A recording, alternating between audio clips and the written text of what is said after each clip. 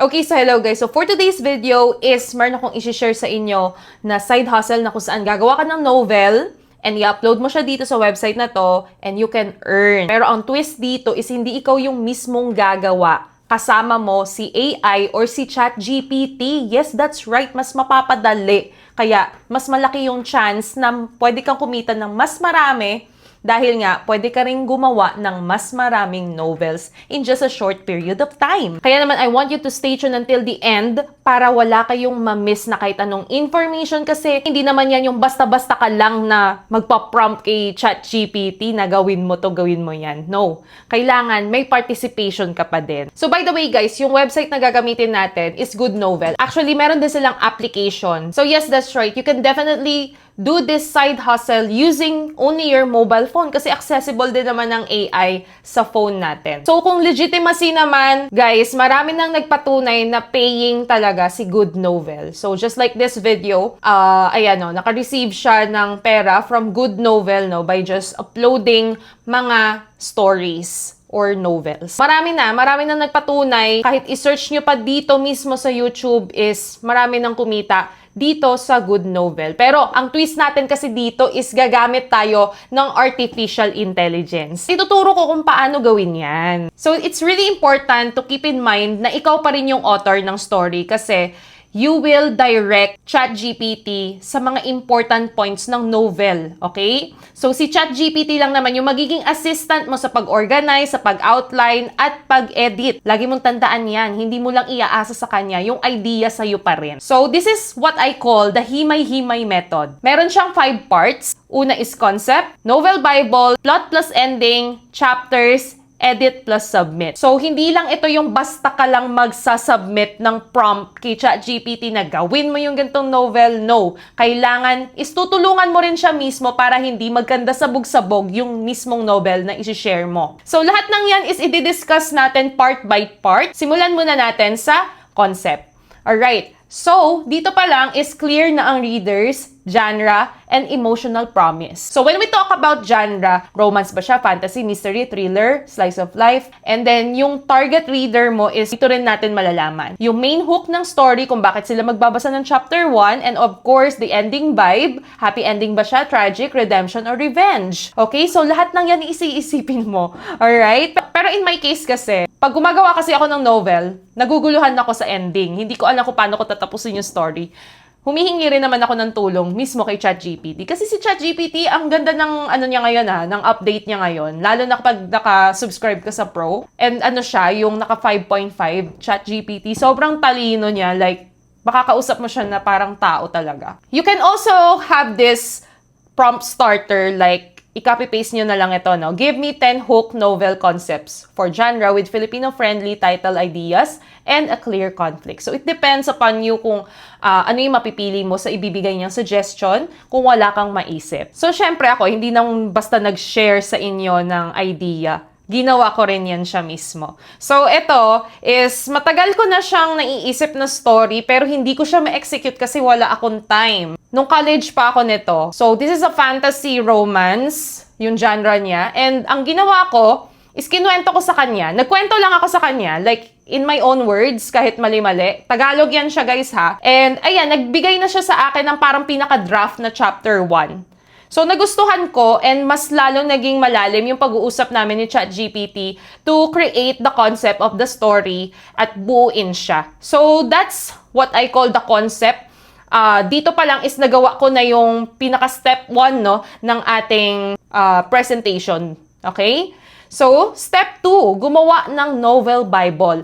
So, ano ba yung novel Bible? Dito na natin makikita yung main characters, world rules, ayan, settings, saan ba? In my case, yung story ko a while ago, ang bida natin dyan is Serena. So, automatic sa ocean. And then, central conflict, tone and voice, recurring symbols, bagay, lugar, praise, promise, ayan. So, lahat ng yan is makikita sa novel Bible and kailangan nyo nang buuin yan right after the concept. And then, step 3. Ito yung isa sa pinakamahirap. Yung plot map bago chapters. Okay? So, opening, trigger, pressure, midpoint, climax, and ending. So, kailangan mo mabuo yan. Pwede ka rin mag-ask kay ChatGPT ng advice. And pag may hindi ka nagustuhan, pwede mong ipa-revise ito sa kanya. So, in my case, nung ginawa ko yun, So actually, pati na sa title is nag-usap din kami. Ayan o, nag-suggest siya ng mga iba't ibang title dito. Ayan. So ito na yung concept. Title, direction, main concept. At yan. Ito na yung part na yon. Okay? Ito nga, binago ko pa yung title. Kanina, Silver Tide, may mga ganon. Pero dito, mas napili ko yung Tidebound. Parang medyo hindi siya sound like masyadong romantic, 'di ba? So, maganda yung story nito. Hindi ko muna ikikwento sa inyo, of course, 'di ba? Ayan, ito na yung mismong skeleton ng story natin. So, pwede nyo rin tong gawin. Ayan o, part 1. Like, parang season 1 siya sa Netflix, ganyan. Tapos sa part 1, meron siyang 8 chapters. Ayan o, kinikwento na niya part by part kung ano yung nangyari sa chapters. Like, sinunod niya yung concept na gusto ko. Part 2, ayan, o, diba? Kasi, ayan, The Price of Legs. Kumbaga, ano to, yung Serena siya, tapos naging tao. Tapos nabuhay siya sa mundo ng mga tao, ganyan. So, ganun yung naging story. Ayan, o, iba-iba. And then, may part 3. Ang daming part niya, ang daming season, guys. Oo, maganda to pag binili ng Netflix, no? Tapos pinondohan, no? Grabe. Ang ganda ng story nito, promise. Okay? So, ayan, meron pa akong ni-revise dyan. Doon sa chapter 27, paano siya nakipag-communicate. O, yun, yung parang ganun. Pwede akong pwede akong mag-follow up. Kasi parang ang gulo nun, di ba? Yung parang may mga magugulong part na parang si AI lang yung nakakaget. So, pwede mong i-clarify yun sa kanya. Syempre, story mo to eh. So, step 4, actually, napakita ko na pala to a while ago. Ito na yung chapter breakdown. So, dito guys, is nagpagawa ako ng sample. And sabi ko is, parang gusto ko siyang mabasa ng mga international viewers, kaya ginawa ko siyang English. Ang ganda! Guys, daig ko pa si J.K. Rowling sa English grammar dahil kay AI. Ako kasi, mahilig akong gumawa ng mga novel. Kaso, limited lang din nga yung vocabulary ko since second language ko lang naman ang English. Ang karamihan naman sa atin, ganun ang problema, diba? Gustong-gusto natin maabot internationally yung ating story, yung ating creativity, pero nga nalilimitahan tayo sa language. Kay ChatGPT, it's all possible. Ayan guys, so, nakagawa ako ng novel with the help of AI na maayos. Ayan o, di ba? Presentable, professionally made, di ba? Nakakatuwa. So, thanks to AI, it's all possible. Ayan ang chapter 1, nagawa niya. Like, ika-copy-paste na lang to or i-release na lang as PDF and may ebook na ako. O, chapter 1. Ayan, o, meron pa akong revision. Be, what if ganito? O, yung mga ganun lang kami mag-usap. Para lang ba kaming magkaano? O, yes, ang ganda nito. O, mas lumalim, ganyan-ganyan. Marami pa akong binago sa concept ng story. Like, yung mga characters. Sila, yung magkakapatid. O, diba? Ito kasi magkakapatid na si Rena, pero ang ginawa ko is iba-ibang ocean. O, diba? Binibigyan ko na kayo ng idea. Spoiler na to, guys. So, yun, ginawa ko pa yan siya. Ano pa kami, ang dami namin adjustment kung makikita nyo rito. O, another chapters na naman. Makikita nyo, guys. O, another chapters na naman ang ginawa niya. So, ito yung maganda kay AI, guys. Kahit ilang revision ang gawin mo, hindi siya mapapagod. Basta nakasubscribe ka. So, ito, guys, yung subscription ko dito sa ChatGPT is 1,000 pesos per month lang. And super worth it yan siya, guys. Super worth it. Like, unlimited. Pwede mo siya maging friend. Pwede mo siyang maging assistant. And sa concept na ganito, na nagpapagawa ako ng novel, kayang-kaya niyang gawin. Grabe, nakakakilabot din kung minsan. And ang maganda pa dyan is pwede ka makagawa sa kanya ng book cover. Ayan na. Diba? May picture na ako na i-upload doon sa aking Good Novel account. Oh, maniwala ka, isang gabi ko lang ginawa iyan.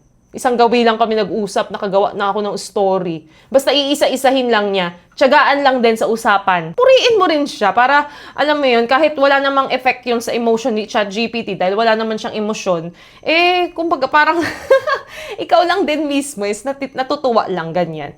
Ayan, di ba? May mga characters, pwede ka mag-request. Ano bang itsura ni ganito, ni ganyan? Hindi, ayoko. Gusto ko iba yung Ayan, sabi ko, wag mong gawing magkakamukha yung facial features.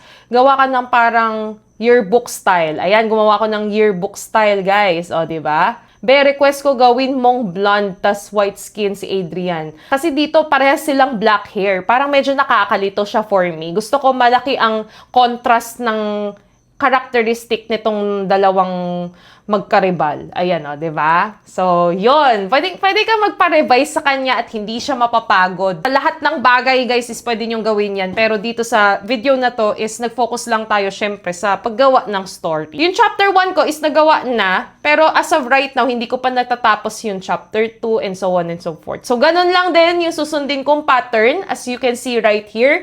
This is the ChatGPT prompt formula ng overall, ha? Ayan, no? Role, genre, audience, story details, constraints, output, format. So, you can take a screenshot of this, no? Yung mga presentation na sinishare ko sa inyo para hindi kayo mawala, okay? And makakatulong ito sa pag-share nyo ng prompt kay ChatGPT. Diba? Makikita nyo, hindi lang yan siya basta-basta nag-copy-paste ka lang. Kumbaga, talagang may idea ka pa rin, may participation ka pa rin doon sa ginawa mo and worth it ang ibabayad sa'yo ni Good Novel. And by the way pala guys, kung lalapat nyo na siya sa document para gawing PDF, pwede nyong i-request kay ChatGPT na gawing copy-paste ready na kung saan magpa-provide siya ng text box and i-click nyo lang tong copy. Ayan. And ready to paste na yan siya sa kahit anong document application like Microsoft Word, Google Docs, WPS, if you're using phone. Ayun. So, that's how easy it is. So, this is where fiction can be monetized. Actually, hindi lang pala kay Good Novel, guys. Ayan na. Nasa una lang siya sa listahan. You can also give a try dito sa web novel, Inkit, Galaxy, Dream, Wattpad, Royal Road, and Radish. So, ayan guys, you can also take a screenshot of this tapos i-search nyo na lang yan siya. And makikita ninyo guys, you can cross-post no, yung mga novels na ginawa ninyo. This is the safety checklist. Okay, so of course, disclaimer pa din, no guaranteed income claims. Read contract terms before signing. Check exclusivity and copyright ownership. This is really important kasi ayaw nating manakaw yung ating ginawang story kahit pa assisted by AI yan, concept mo pa rin yun. Disclose that AI assisted the workflow when needed, kung kailangan lang naman. Human edit for originality, grammar, and natural voice.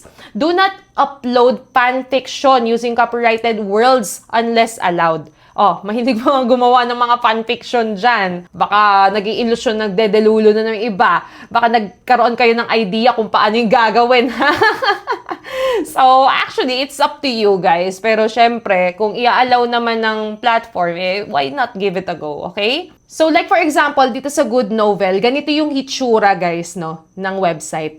And makikita natin dito that you will be able to read also, no, mga iba't ibang stories. Ayan, no, di ba? Nakakalibang din magbasa dito kasi syempre, di ba, back in the days, puro pocketbook, ganyan. O, nakakatuwa, di ba? Dahil dito is accessible na lahat ng mga stories. You can definitely search sa mga genres, ayan. And you can also contribute and earn as well. And ang maganda ba dyan is you will be able to do everything sa lahat ng device, even sa inyong mobile phone. Alright? So, unfortunately lang, no, sa mga may concern regarding sa mga links, I would like to tell you na hindi na ako gaanong mag-share ng links sa description and pin comment dahil na ko-community strike ako ni YouTube. You can just take a screenshot na lang nitong mga nakikita nyo dito sa ating screen and gawa na lang kayo ng paraan kung paano nyo yan ma-search. Pwede na naman i-search na lang guys yung yung mga pangalan mismo ng website. And if you have any questions, please feel free to comment below and sasagutin natin yan pag alam ko yung sagot. Alright, so yun lang naman guys and thank you so much for watching this video and kung na-enjoy nyo ito, give this video a like and subscribe to my channel. Click on the notification bell para ma-notify ka sa aking mga uploads. So, have a nice day. God bless and goodbye!